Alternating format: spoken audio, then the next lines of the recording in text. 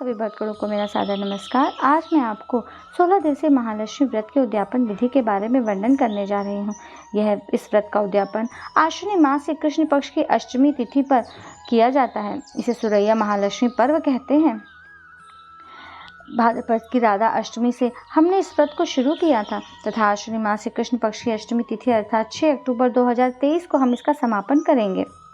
16 दिनों के इस काल को सुरैया काल कहते हैं क्योंकि यह समय जीवन को सुरों से सजाकर गुप्त रूप से समृद्धि व संपन्नता देता है। इस दिन यक्ष, कुबेर, योगिनी अर्थात लक्ष्मी की गुप्त साधना के लिए सर्वश्रेष्ठ है। शास्त्रों में महालक्ष्मी के 16 कलाओं से युक्त षोडशी स्वरूप को श्री विद्या कहा है।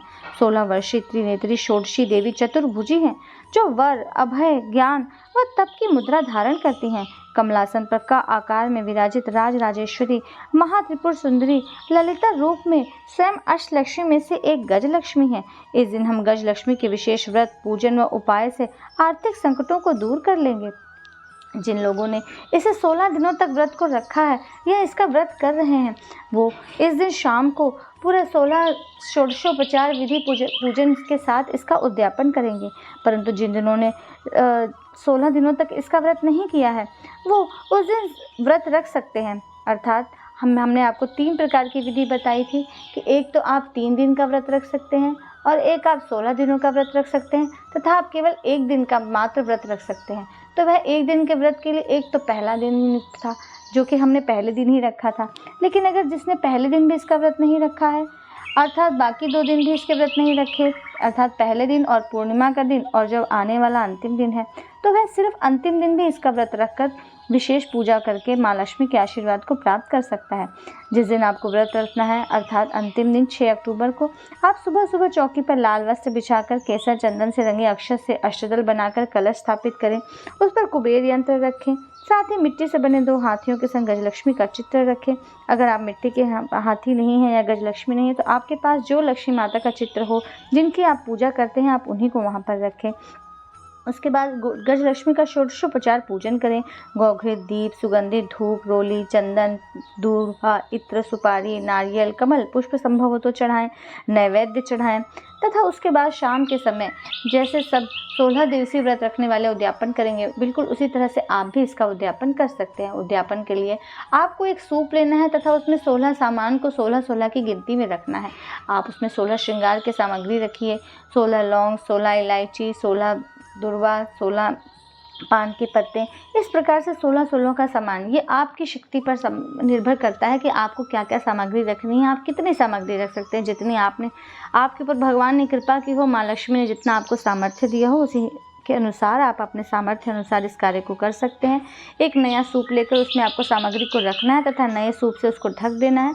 अगर आपके देश में, आपके राज्य में सूप न उपलब्ध हो तो आप स्टील की थाली भी ले सकते हैं। आप उसके साथ भी ये कार्य कर सकते हैं। उसके बाद जो प्रथम दिन आपने 16 गांठों का धागा माता को समर्पित किया था उसको अपने हाथ पर बांधकर उस दिन उसी के साथ पूजन करें तथा उसे धारण करें। इस व्रत में 16 बोल की एक कथा भी कही जाती है जो कि 16 बार कही जाती है या एक विशेष मंत्र का 16 बार जाप किया जाता है। मैंने आपको शुरू में ही बताया था कि आप भी इस मंत्रों का जाप कर सकते हैं। महालक्ष्मी का महामंत्र है ओम श्रीम ह्रीम श्रीम कमले कमलालय प्रसीद प्रसीद श्रीम ह्रीम श्रीम महालक्ष्मी नमः। अगर आप इसे नहीं कर सकते हैं तो ओम श्रीम नमः इस मंत्र से उस दिन जाप करें। अगर इसे भी नहीं कर पा रहे हैं तो ओम श्रीम ह्रीम क्लीम गजलक्ष्मी नमः इस मंत्र से आप जाप कर सकते हैं तथा 16 बोल की कथा को एक बार अवश्य बोलें। मैं इसको आपको पढ़ देती हूँ।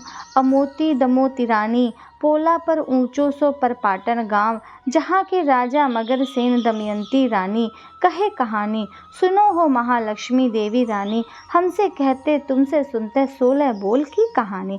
इस प्रकार से कह के माता लक्ष्मी को प्रणाम करें तथा अपने दुख कष्ट को उनसे व्यक्त करें। एक बार ज़रूर उनसे व्यक्त करें। किसी दुनिया के सामने आपको अपने दुख और कष्ट व्यक्त करने का कोई लाभ नहीं है किंतु अगर महालक्ष्मी के सामने आप अपने दुखों को व्यक्त करेंगे, उनसे क्षमा याचना करेंगे तो वो आपके पापों को हर लेंगी तथा आपके जीवन को सुखों से भर देंगी।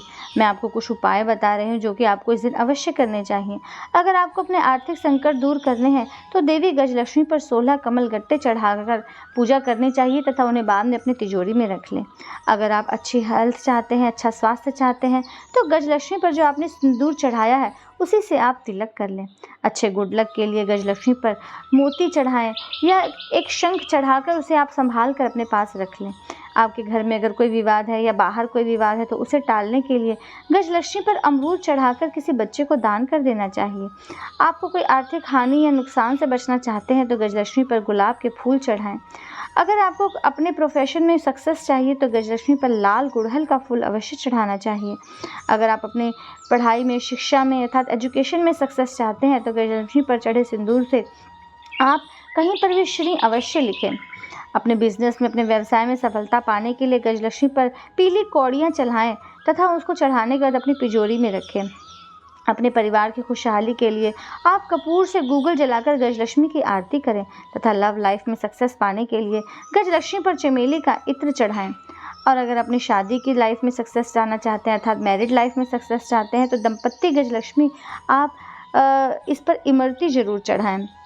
इस प्रकार से आप इन कुछ उपायों के कर आप गजलक्ष्मी माँ की कृपा को प्राप्त कर सकते हैं। आइए अब जानते हैं कि किस प्रकार से आपको शाम के समय उद्यापन करना है। अर्थात जिन्होंने 16 दिनों का व्रत रखा है वो भी इसी प्रकार से करेंगे, जिन्होंने 3 दिन का व्रत रखा है वो भी इसी प्रकार से करेंगे तथा जिन्होंने 1 दिवस का व्रत रखा है वो भी इसी प्रकार से उद्यापन विधि को संपन्न करेंगे। अब शाम के समय जो आपने सामग्री सूप में रखी है अर्थात 16-16 के जो आपने सामग्री रखी है या तो सूप में रख लें या थाली में रख लें। कुछ न मिले तो आप बाज़ार से पत्तल मिलते हैं वही ले आएँ, एक में रख कर दूसरे से ढक दें। उसमें आपको 16 श्रृंगार का सामान रखना है जितना आपको उपलब्ध हो सके तथा दूसरे सूप से ढक देना है। अब आपको 16 दिए प्रज्वलित करने हैं।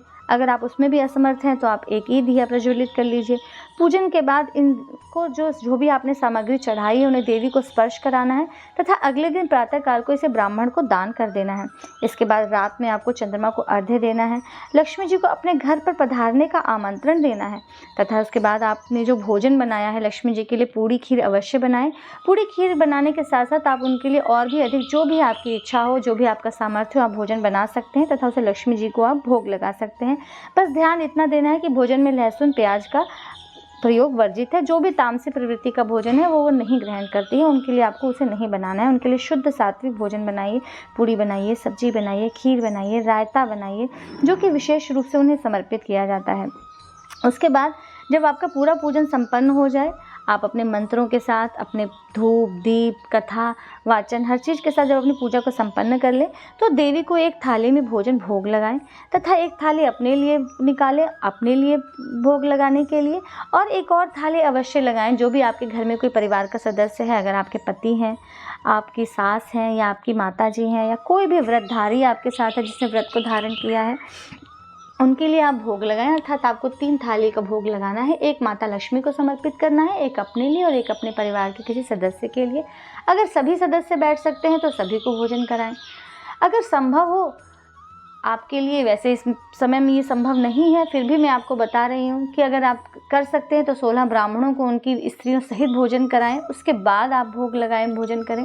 अगर संभव हो तो ना 16 को करा करके किसी एक ही ब्राह्मण और ब्राह्मणी को भोजन करवा दें, और अगर ये भी संभव नहीं है तो आप केवल जैसे मैंने आपको बताया माता लक्ष्मी के लिए एक भोग की थाली निकालें और 2 थाली आप अपने लिए निकालें। उसके बाद पहले आप माता लक्ष्मी को भोजन करवाएं।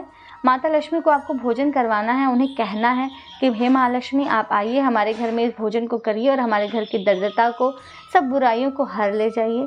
माता लक्ष्मी को भोजन कराते वक्त उन्हें बीच में कुछ भोजन अवश्य परोसना है। जैसे आप अपने बड़ों को, अपने बुजुर्गों को भोजन परोसते हैं, अर्थात कुछ खाना उन्हें बाद में अवश्य दोबारा देना है, अर्पण करना है तथा कुछ जल भी अर्पण करना है।